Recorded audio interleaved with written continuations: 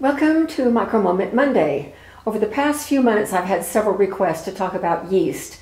There are many different types of yeast that you can buy in the grocery store today.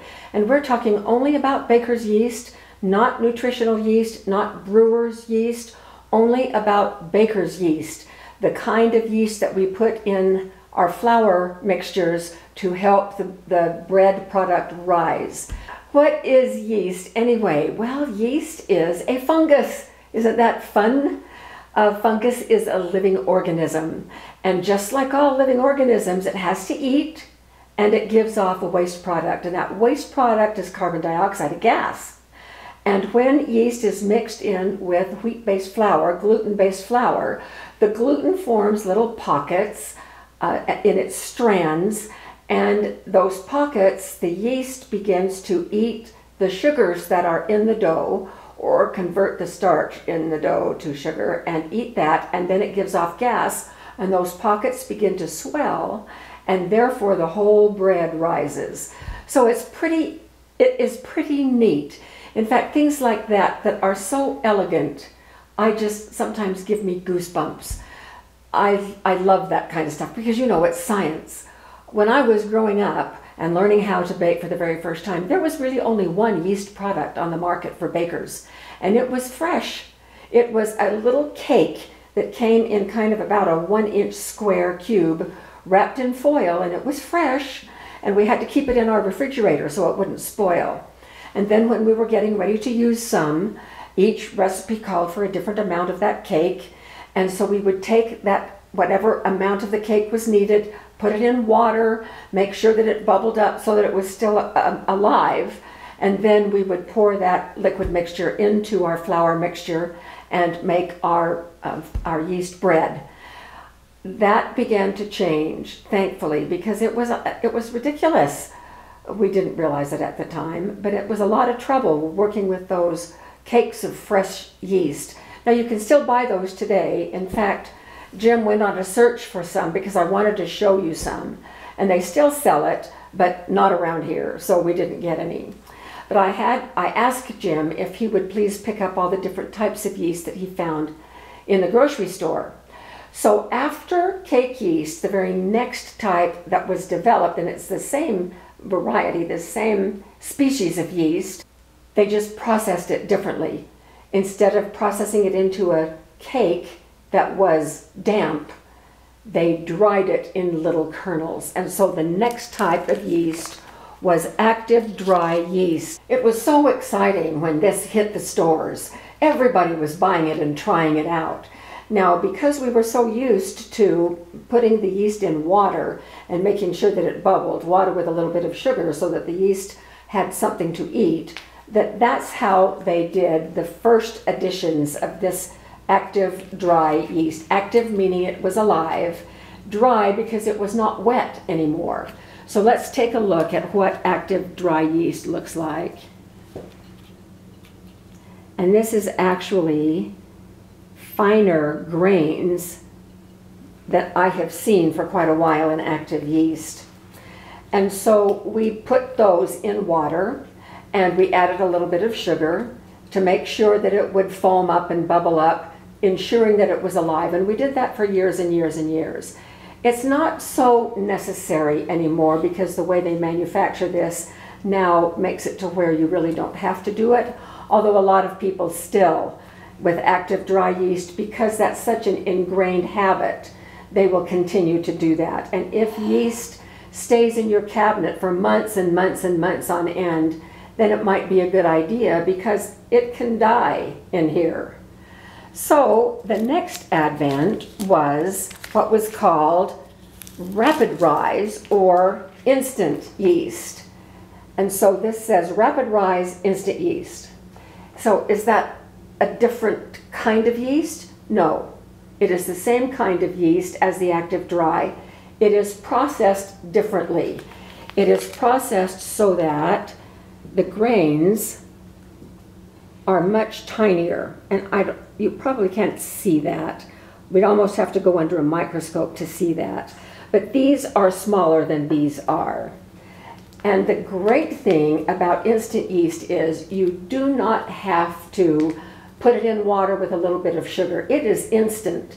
You just throw it right in there with your dry ingredients. You add the liquid and whatever other ingredients and mix it up, and it does just great. So that's really a time saver. So the other thing that Jim brought home was this. Fleischmann's bread machine yeast. What?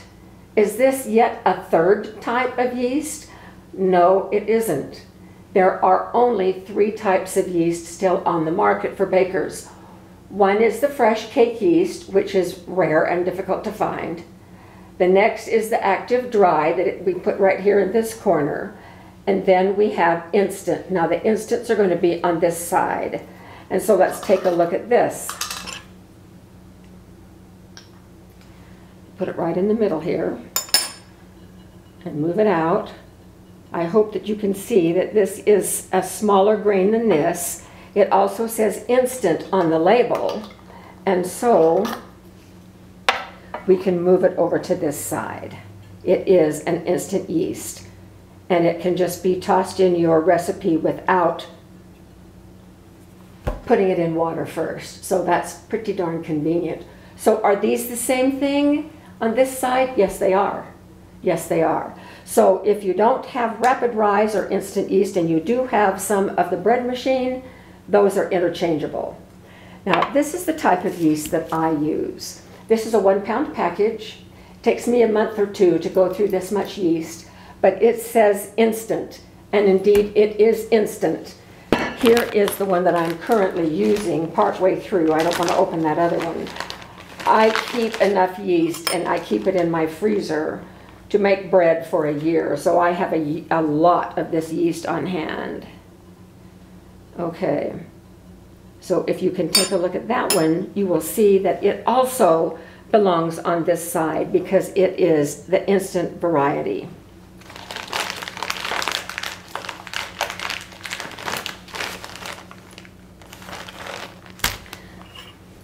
So can you use the yeast on this side with the yeast on this side? Well, that depends. It depends on how much of a purist you are, how much you are wanting to develop into an aficionado baker, because if you are super particular about what you are baking, then it may make a difference. And the active dry yeast is a longer, slower rise. It will get there. It just takes longer, but it will rise beautifully. And the idea of it taking a little bit longer also means that it ferments a little bit longer because it is a fermentation process. Baking bread is a fermentation process. And therefore, it imparts more of that yeasty taste to bread that some people just really love. I love it. And that's what you smell when you walk into a home when there is a loaf of fresh bread baking in the oven. So it's a longer, slower rise, a little bit more fermentation, a little bit stronger yeast flavor. With the 3 on this side that are all in the instant grouping, these rise faster. They have less fermentation in the dough and a little bit less of that yeasty taste. There are plenty of recipes that prefer less yeasty taste. What if you come across a recipe that calls for active dry and all you have is one of the instants? Can you use them interchangeably? Bottom line is yes, you can. But if you are particular, what you can do, if you look at this, this is a smaller grain. All of these are smaller grained. So you want to increase the area of this, and so what you would do is you would multiply this by 1.25 according to one of the research articles that I read. If this over here calls for 1 teaspoon and all you have is this, then you would multiply 1 teaspoon by 1.25, which would give you 1 1/4 teaspoons. So instead of using a teaspoon of this, which you didn't have, you could use a teaspoon and 1/4 of this. Now, what if that was reversed? What if you had this and the recipe called for instant? then you would use less of this, 0.75. And so that's a conversion algorithm that you could use if you wish. I don't do that. You probably, those of you that are longtime viewers know that I'm very practical minded. And they're so close, it does not make any difference. My breads turn out beautifully no matter which yeast I use. And so you can decide for yourself whether the difference makes any difference to you, or whether you would use them interchangeably, or want to use that little conversion algorithm to go back and forth between the two. But just know that anything that says fast rise, or instant, or bread machine, all of those are on the instant side, and those can all be used interchangeably with the same results. And there is really only one on this other side, and that is the active dry yeast. And so the active dry is the only one you might have to put in water if you so choose, to test it to be sure that it's still alive. All of these other ones can just go in straight. So I hope that cleared up some of misconceptions, or helped with understanding the differences in these different types of yeast, so that you are much more clear on what choices you have ahead of you and what to use in which recipe. So thanks for joining us, and we'll see you next Monday for our next Micro Moment.